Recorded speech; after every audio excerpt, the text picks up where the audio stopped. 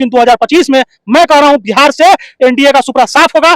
17 महीने में 8.5 लाख लोगों को नौकरी दिए कि नहीं दिए, सो बताया जाए। स्वास्थ्य विभाग सुधरा था कि नहीं सुधरा था, सो बताया जाए। माननीय विधायक जी, आप एक चीज बताइए, आपके रीजन में परिहार प्रखंड में किसी महिला को अगर ऑपरेशन की आवश्यकता पड़ गए, किसी चीज की आवश्यकता पड़ी, तो वो हॉस्पिटल आपका काबिज है, बहन के खाता में 2500 रुपया जाएगा। और मैं कहता हूं कि हम एक माँ बहन के खाता से 2500 रुपया का 200 रुपया निकाल करके माननीय विधायक को मिठाई खिलाऊंगा, जाकर मिठाई खिलाइएगा, तैयार है।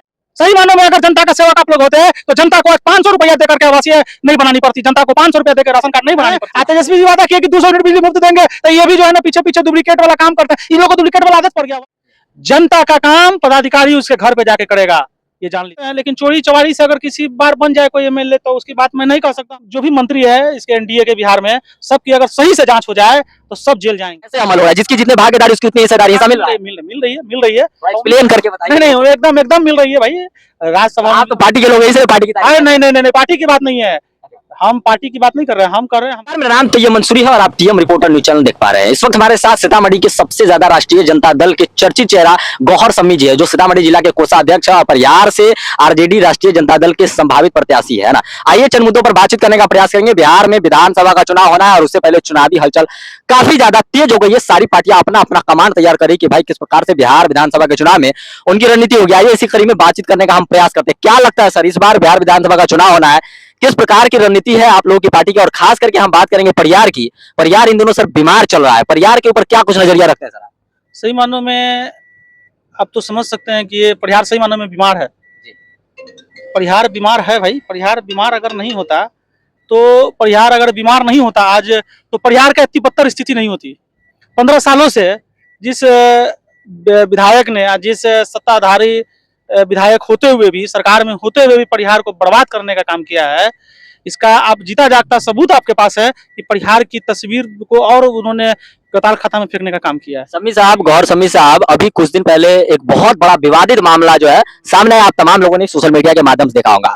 आप लोग राष्ट्रीय जनता दल के एक अच्छे सिपाही हैं, जो तमाम लोगों को आप लोग जो है राष्ट्रीय जनता दल की जो योजनाएं है, जो मैनिफेस्टो है, उसके बारे में बताते रहते हैं। अभी कुछ दिन पहले परिहार में राष्ट्रीय जनता दल के कुछ कार्यकर्ता माई बहन योजना के बारे में कुछ लोगों को बता रहे थे। उसी दौरान विधायक और उनके आदमी मिल करके माई बहन योजना का फॉर्म फाड़ दिए और उनका ये एलिगेशन था कि भाई लोगों के साथ ये लोग फ्रॉड करना चाह रहे हैं। ऐसा कुछ नहीं है कि माई बहन योजना के तहत पैसा मिलेगा लाखों हजारों महिलाओं को यहाँ से। तो क्या वो मतलब फर्जी काम कर रहे हैं क्या माई बहन योजना के? अरे आप बताइए, ये तो गुंडागर्दी का सबूत दे रहे हैं। वो ये गुंडागर्दी का सबूत दे रहे हैं। आप ही समझ सकते हैं इस बात को कि हम अभी अपना मैनिफेस्टो रखा है, हमने लोगों का फॉर्म ले रहे हैं कि भाई आपको अगर मेरी सरकार बनती है, वो कहते हैं ऐसा कुछ नहीं, ऐसा नहीं होने वाला है। तो मैं माननीय विधायक जी को कहना चाहता हूं कि आप हमारी सरकार बनवा दे। आप अपने जनता को कहे भाई कि हमारी सरकार बनवावे, क्योंकि आप लोगों ने लूट लिया, अब वो लूटने का काम नहीं होगा। आप कहे ना कहे, जनता तो इसे भी कह रही है कि सरकार बनेगी। लेकिन विधायक जी तो कह रहे हैं कि हमारी सरकार बनी तो हम 1100 दे रहे हैं, ये देगा तो अभी दो पैसा। क्या 1100 दे रहे हैं? मतलब 1100 रुपया वृद्धा पेंशन दे रहे हैं। बिजली तेजस्वी जी वादा करते हैं कि 1500 हम देंगे, तभी 1100 करते हैं। तेजस्वी जी वादा किया कि 200 यूनिट बिजली मुफ्त देंगे, तो ये भी जो है ना पीछे पीछे डुप्लीकेट वाला काम करते हैं। इन लोगों को डुप्लीकेट वाला आदत पड़ गया हुआ है ना। अभी देखते हैं सारे एग्जाम में चोरी चमारी कराते हैं, तो चोरी चमारी का आदत है सब लोगों को। हमारी सरकार बनेगी तो ये बात आप नोट करके रख लीजिए। माननीय विधायक जी को कह दीजिएगा कि गौहर सम्मी ने कहा है कि अगर राजद की सरकार बनती है, तेजस्वी जी मुख्यमंत्री बनते हैं, तो हर महिला को 2500 रुपया मिलेगा। इसका जीता जागता अगर सबूत चाहिए तो इंडिया गठबंधन की सरकार झारखंड में है, झारखंड में मिल रहा है, इससे आप मिलान कर सकते हैं। उसी पहलू पे मैं बता रहा हूं कि आज फॉर्म भरवा रहे हैं हम लोग। अगर सरकार बनती है तो सब माई बहन के परिहार विधायक जी को गौहर सम्मी जी मिठाई खिलाएंगे। लेकिन सवाल ये है गौहर सम्मी साहब, इंडिया के जो तमाम बड़े बड़े दिग्गज नेता है वो कहते हैं कि भाई बिहार का इतना बजट नहीं है कि माई बहन योजना के 2500 रुपए वो दे सके, सब जुमलेबाजी है। अरे लूटने का काम छोड़ दे तो बजट बहुत अच्छा है ना भाई। लूट रहे हैं आप। अभी देखिए आरडब्ल्यूडी में इतने भ्रष्ट पदाधिकारी सब है। अभी कुछ दिन पहले उसके एसी के पास छापा पड़ा, इतना करोड़ों और अरबों रुपया निकल रहा है। तो ये सब बजट को रोकने का काम ना है। ये जेब में बजट नहीं है, जनता के पैसा से, जनता के पैसा को बड़े आदमी के पैसा से छोटे आदमी को पैसा देना है। तो बजट काहे नहीं है? संभव है, एकदम संभव है भाई। बिना संभव के हमारे नेता नहीं बोलते हैं। हमारे नेता ने कहा था, मैं अपने सारे लोगों को बता देना चाहता हूं कि हमारे नेता ने कहा था कि मेरी सरकार बनती है तो मैं नौकरी दूंगा। 17 महीने में 8.5 लाख लोगों को नौकरी दिए कि नहीं दिए, सो बताया जाए। स्वास्थ्य विभाग सुधरा था कि नहीं सुधरा था, सो बताया जाए। माननीय विधायक जी, आप एक चीज बताइए, आपके रीजन में परिहार प्रखंड में एक भी ऐसा अस्पताल है जहां किसी अस्पताल में किसी महिला को अगर ऑपरेशन की आवश्यकता पड़ गए या किसी चीज की आवश्यकता पड़ी तो वो हॉस्पिटल आपका काबिज है? माननीय विधायक जी, आप बताना चाहेंगे कि आपके प्रखंड में, आपके अंचल में, आपके थाना में इतनी भ्रष्टाचारी क्यों है? माननीय विधायक जी, आप बताना चाहेंगे कि परिहार सीओ आपका भी फोन उठा करके किसी जनता का काम किया हो? तो ये भ्रष्ट नहीं तो क्या है? इसीलिए भ्रष्टाचार को रोक करके जो आज अफसर के जेब में पैसा जा रहा है, जो आप नेता विधायक एमपी के जेब में पैसा जा रहा है, उस पैसा को रोक करके जनता तक डायरेक्ट पैसा पहुंचाने का काम करेंगे। लेकिन फिर भी हुई है, वहां कई बार आपके आरजेडी के जो उम्मीदवार होते हैं वो हारते नजर आ रहे हैं। जनता के जनाधार का मैं स्वागत करता हूं, जनता जो जनाधार देती है वो स्वागत करते हैं, लेकिन चोरी चवारी से अगर किसी बार बन जाए कोई एमएलए तो उसकी बात मैं नहीं कर सकता हूं। लेकिन जनता का जनाधार इस बार 2025 में हमको लग रहा है परिहार विधानसभा से राजद का जो भी उम्मीदवार होगा कम से कम 25,000 से ऊपर से उसकी लीड तय है। अब जीत की बात करते हैं और इस वक्त आप जो है परियार सहित पूरे बिहार का मौजूदा हालात आप तमाम लोग जानते हैं। एसआईआर का मामला हुआ, पुनर्निरीक्षण के काम में करीब 65 लाख से ज्यादा वोटरों के नाम काट दिए गए और कई ऐसे लोग हैं जो जिंदा है जिसको मृत घोषित करके उसका नाम काट दिया गया। क्या लगता है इस बार फिर जो विधानसभा का चुनाव होना है इसमें वोट चोरी न करे और वोट चोरी किस प्रकार से आप लोग पकड़ेंगे और फिर अपनी सरकार बनाएंगे? वोट चोरी पकड़ेंगे हम। अपने जो भी कार्यकर्ता हमारे बीएलए हैं उनको मैंने स्पेशल ट्रेनिंग दे रहे हैं हम लोग कि कैसे पकड़ना है उन लोगों को। अगर चोरी एक बार, दो बार, तीन बार कर सकते हैं ना, बार बार चोरी नहीं कर सकते हैं। आप चोरी कीजिएगा तो हम पकड़ेंगे, आप तो पकड़ रहे हैं, पकड़िए ना रहे। नहीं पकड़ते तो भाई 65 लाख मतदाता का नाम आपने काटा, इसके लिए हम लोग माननीय सर्वोच्च न्यायालय गए। सर्वोच्च न्यायालय ने हम लोगों की बात को रखा, हमारी याचिका को, हमारे पार्टी की याचिका को एक्सेप्ट किया, उस पर फैसला भी तो सुनाया ना। फैसला आया है, आपत्ति देना था, हम लोगों ने आपत्ति भी दिया, हर चीज दिया, हम लोग उस पर काम कर रहे हैं और उम्मीद है कि हम लोगों के साथ सर्वोच्च न्यायालय अच्छा फैसला करेंगे और जनता के हित में फैसला होगी। गौर समी साहब, जहां परियार विधानसभा की बात होती है तो ये बहुत बड़ा विधानसभा है, लेकिन यहाँ के लोग आज भी सर कई ऐसे बुनियादी अधिकारों से वंचित है। लोग पानी के लिए सड़कों पर कई बार उतरे, लोग सड़क के बेहतर निर्माण के लिए कई बार प्रोटेस्ट किए, धरना किए। लोग उस जगह समझिए शुद्ध पानी पीने के लिए कलाल है। तो क्या लगता है आपको, अगर वहां से मौका मिलता है, वहां से आरजेडी उतारती है आपको, आप जीतते हैं, तो क्या क्या कमियों पर आपका ये रहेगा कि भाई नहीं ये काम होनी चाहिए? एकदम सबसे पहला काम भ्रष्टाचारी दूर। सबसे पहला काम परिहार विधानसभा से, सोनबरसा प्रखंड से और परिहार प्रखंड से भ्रष्टाचार पदाधिकारियों को भगाना है। वहां से जो भ्रष्टाचार करते हैं, जो कर्मी भ्रष्टाचारी होंगे उसको हटाएंगे।